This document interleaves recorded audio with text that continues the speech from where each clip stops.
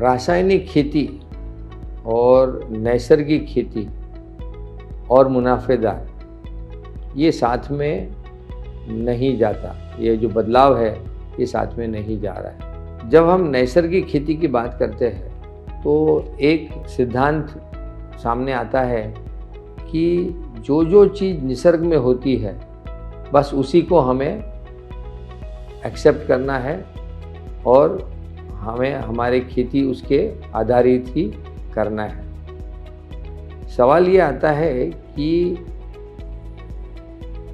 ये अभी तक हो नहीं पाया और इसके कारण क्या है।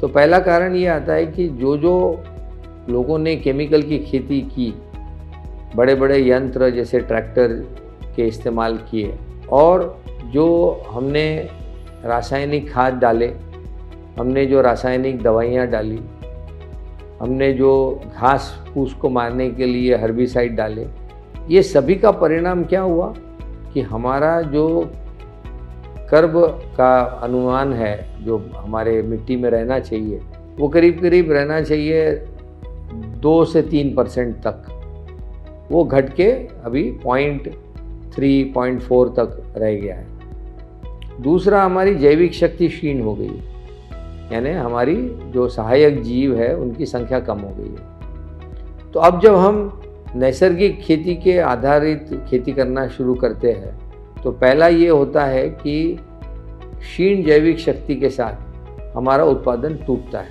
क्योंकि अब वो जीव उतना पोषण, उतना नाइट्रोजन, उतना फास्फोरस और पोटेशियम पौधे को दे ही नहीं पाते। ये जो घटने का जो क्रम है उत्पादन का, इसकी वजह से किसान ये चाहता है कि भाई उसको कम से कम 30, 40, 50% तक इसका भाव ज़्यादा मिले, जो गिराई आज देने को तैयार नहीं है। और इसी कारण ये बदलाव आज हो नहीं पाया है।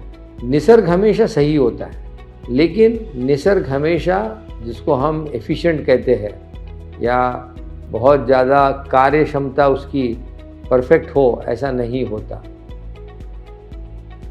मनुष्य का एक कर्तव्य है कि इस निसर्ग के जो सिद्धांत है इसको समझे और इसकी कार्य क्षमता, इसकी जो जिसको हम एफिशिएंसी कहेंगे, उसको हमको बेस्ट करना है।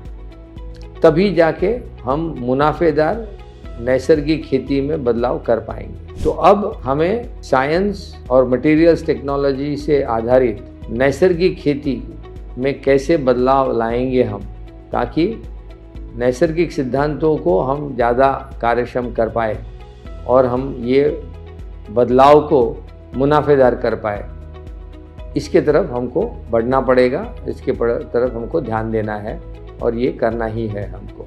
धन्यवाद।